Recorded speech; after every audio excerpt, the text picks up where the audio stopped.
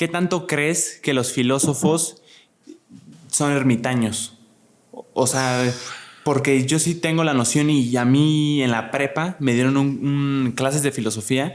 Saludos a Mares, mi profesor, un chingón. Me hizo que me fascinara la filosofía y nos decía que sí, o sea, se tiene esta noción de que son ermitaños de alguna forma porque ¿crees tú que es necesario que un filósofo se aleje un poquito de la realidad para poder verla? O sea, para poder analizarla, o sea, como contemplarla desde afuera.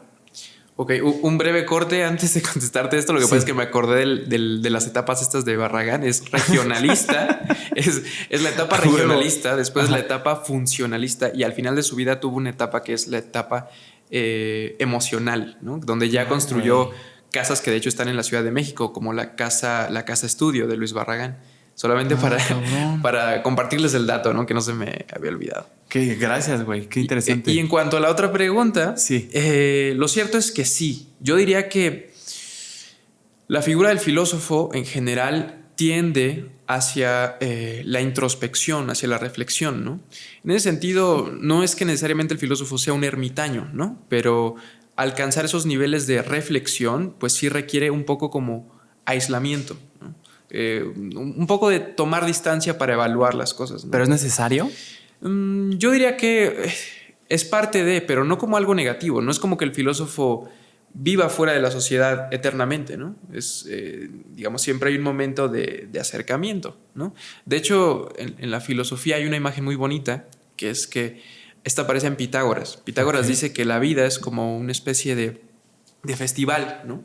Donde algunos venden cosas, otros participan del show, otros van a las atracciones, y el filósofo es aquel que contempla lo que todos los demás hacen, ¿no? El filósofo es aquel que toma un poco la distancia y observa todo lo que está ocurriendo, ¿no? Y es algo en lo que insiste Pitágoras. Entonces yo diría que no necesariamente el filósofo es un ermitaño, entendiendo como alguien aislado y misántropo, claro, pero sí hay algo de eso. Incluso algo de soledad en la profesión del quehacer filosófico. O sea, en realidad sí es algo que, como es muy malentendido, hay muchos prejuicios, también hay una cierta parte de soledad en el camino del filósofo, y eso no mucha gente lo dice. Mucha soledad. Y es por el hecho de que es necesario contemplar para poder reflexionar y estar pensando. O sea, sí es como natural, ¿no?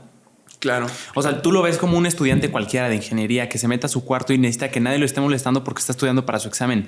¿Crees que así, o sea, así es la vida de un filósofo, pero que es una constante, no solo como en periodos de exámenes, sino que pues su profesión se dedica a estar pensando en las cosas, entonces está como en una constante soledad, como reflexionando por sí solo? Yo diría que hay sus periodos, ¿no? Muy bien. Por ejemplo, uno de los filósofos modernos más famosos, que se llama Kant, se cuenta que escribió su obra, su magnum opus, su gran obra, La crítica de la razón pura. Sí, güey. Nunca la entendí. Encerrado 3 años en su casa. No, bueno, es una cosa que incluso en la carrera uno no entiende, ¿eh? No te sientas mal.